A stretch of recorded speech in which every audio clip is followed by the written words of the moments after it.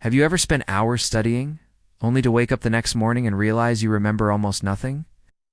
Have you ever seen someone read a page once and recall it perfectly while you're still going over the same lines again and again? That isn't a difference in talent, it's a difference in method. Kyoto, 1450. Lord Tanaka pointed toward Hiroshi. Recite Article 7 of the 17-article Constitution. Hiroshi had read the passage 6 times, copied it twice, and reviewed it the night before, yet his mind felt blank, like an empty wall. Kenji. Kenji repeated the entire section flawlessly, without hesitation. Hiroshi had studied 10 times harder, slept less, and worked longer than anyone in the room yet. He remembered less than. Anyone there? That evening, he sought out a monk named Inko. How often do you reread your material? Inko asked. 10 times? Sometimes 15. That is the problem. Repetition doesn't strengthen memory. It only creates the illusion that you understand. In this story, you'll discover the 5 principles of Kyoku no Jitsu, a system used by Japanese scholars since the 15th century and later supported by modern neuroscience. You'll see why the brain forgets most information within a day, why simple repetition fails, and how to build a structure that preserves knowledge for the long term. Your memory is not faulty, it's simply unstructured. Let's begin. Kyoto, spring of 1450? It was the Muromachi period. Japan was governed by the Ashikaga shogunate, an era when scholarship was valued almost as highly as skill with a sword. Leaders believed something modern society often overlooks. A commander who cannot think clearly can endanger his own men more than the enemy ever could. Hiroshi was 19 years old, the son of a minor samurai family, who was training to become a government scribe, a role that required memorizing thousands of kanji, classical legal documents, Confucian writings, military records, and administrative rules. Families who produced skilled scribes gained influence. Those who failed gained nothing. Hiroshi studied beside a student named Kenji. Kenji was not especially hardworking. He slept longer than Hiroshi, wrote fewer notes, and spent many afternoons relaxing in the garden while Hiroshi bent over scrolls by candlelight. Yet Kenji absorbed knowledge the way dry soil absorbs rain instantly and completely. Hiroshi studied 8 hours a day, sometimes more. His notes were neat and carefully organized. Reviewed passages by hand, reviewed them before sleeping, and woke before sunrise to read them again. Still by morning, most of it had vanished from memory. Every week, Lord Tanaka held surprise recitations. He would point to a student and name a text. The student had to repeat it. No scrolls, no notes, only memory. One afternoon, he pointed at Hiroshi. 17-article Constitution. Article 7. Begin. Hiroshi stood. The room was silent. He had read the passage repeatedly and studied it the night before, but now his thoughts were empty. It concerns officials and their responsibilities. Stop. Tanaka's voice remained calm. Kenji, Article 7. Kenji recited it perfectly, even explaining the historical context of why Prince Shotoku wrote it and what it demanded from provincial officials. Tanaka looked at Hiroshi. You study more than anyone here, he said quietly. What? Yet you remember? Less than anyone. What does that tell you? He walked away without waiting for an answer. That question followed Hiroshi home. That night, he sat surrounded by scrolls he had read countless times. When he saw the text, he recognized it instantly. Yet he could not recall it on his own. Then a different question appeared in his mind. Not why am I failing, but what if I'm learning the wrong way? Those questions are not the same. The first blames effort. Second questions strategy. For 2 years, Hiroshi had been asking the wrong question. Before dawn the next morning, he left the estate and walked 2 hours to Daisen Temple.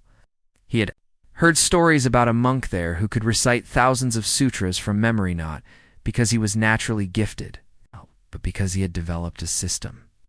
If anyone understood memory, it was him. The monk's name was Enko. He was 73. Years old, thin as bamboo, with calm eyes that observed everything. Hiroshi explained his struggle, his long study hours, his constant forgetting Kenji's effortless recall, and the embarrassment he felt before Lord Tanaka. Enko listened silently. When Hiroshi finished, the monk asked a single question. Wait. You study. Where do you place the information?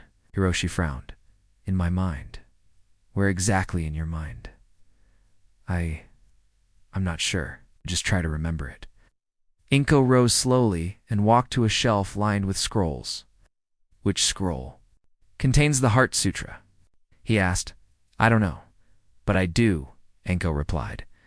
Third shelf, seventh from the left, copied by Master Dogen in the year 1253. He turned to Hiroshi. I didn't memorize that detail. I placed it there. I know where it is the same way you know where your sleeping mat lies. You don't search for it too, simply go to it. Hiroshi stared at the shelves. Your mind, Enko continued, is already like a building with many rooms. Most people never arrange those rooms. They throw information through the doorway and hope they can find it later. They rarely do. You've been trying to press words into your mind through repetition, but words are fragile. The brain did not evolve to store endless language. It evolved to remember locations. For the first time in years, Hiroshi felt he was hearing something meaningful about learning. Teach me, he said. Enko studied him carefully. You will have to change how you think about learning. I will. Many people say that. The monk replied. Most return to their old habits within a week. I won't. After a moment of silence, Enko nodded. Then we will begin. The first principle was simple. Information without a location disappears. Information with a location endures.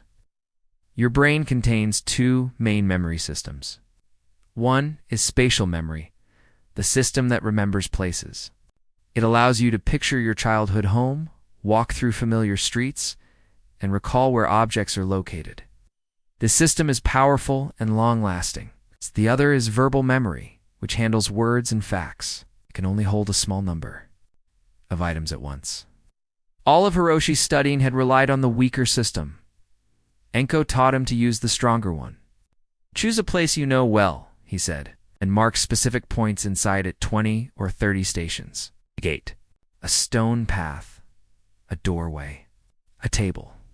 Next, transform each idea you need to remember into a clear image.